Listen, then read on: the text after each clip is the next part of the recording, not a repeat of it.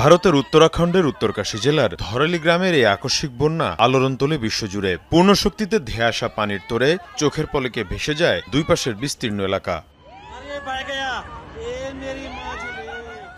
এরপর থেকে আলোচনা চলছে কেন হঠাৎ করেই এই ভয়ঙ্কর রূপ নিল ক্ষীরগঙ্গা নদী। গবেষকরা বলছেন এর পেছনের দায় মূলত ক্লাউড বার্স্ট বা মেঘের বিস্ফোরণ। প্রশ্ন উঠেছে ক্লাউড বার্স্ট বা মেঘের বিস্ফোরণ আসলে কি এবং কেন এটি হয়।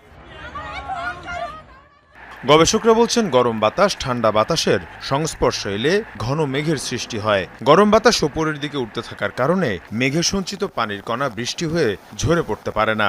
মেঘ নিচু অঞ্চল থেকে উচ্চ ভূখণ্ডের দিকে উঠতে থাকে। উচ্চতা বাড়ার সাথে সাথে আর্দ্রতা পাল্লা দিয়ে বাড়তে থাকে এবং মেঘ তৈরি হয়। ছোট অঞ্চলে বেশি পরিমাণে মেঘ ঘনীভূত হলে ব্যাপক বৃষ্টিপাত হয়, যাকে ক্লাউড বার্স্ট বলে।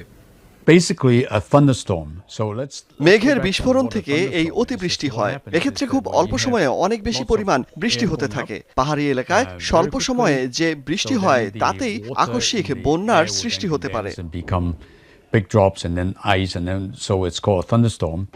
বিজ্ঞানীরা বলছেন নদীবেষ্টিত এলাকা যার আয়তন 10 কিলোমিটারের কম এমন স্থানে যখন 1 ঘন্টায় 10 সেন্টিমিটার বা তার বেশি বৃষ্টিপাত হয় তখন পরিস্থিতি ভয়ঙ্কর হয়ে উঠতে পারে। দেখা দেয় আকস্মিক বন্যা এবং ভূমিধস। এ ধরনের ক্লাউড বাস্টের পূর্বাভাসও দেয়া যায় না। হিমালয় অঞ্চলে এ ধরনের মেঘের বিস্ফোরণের শঙ্কা রয়েছে বলেও জানান গবেষকরা। তাপমাত্রার অসঙ্গতি এবং জলবায়ু পরিবর্তনের কারণে এ ধরনের ঝুঁকি বাড়ছে বলেও জানান তারা। মীর মুশফিকা হাসান, যমুনা নিউজ।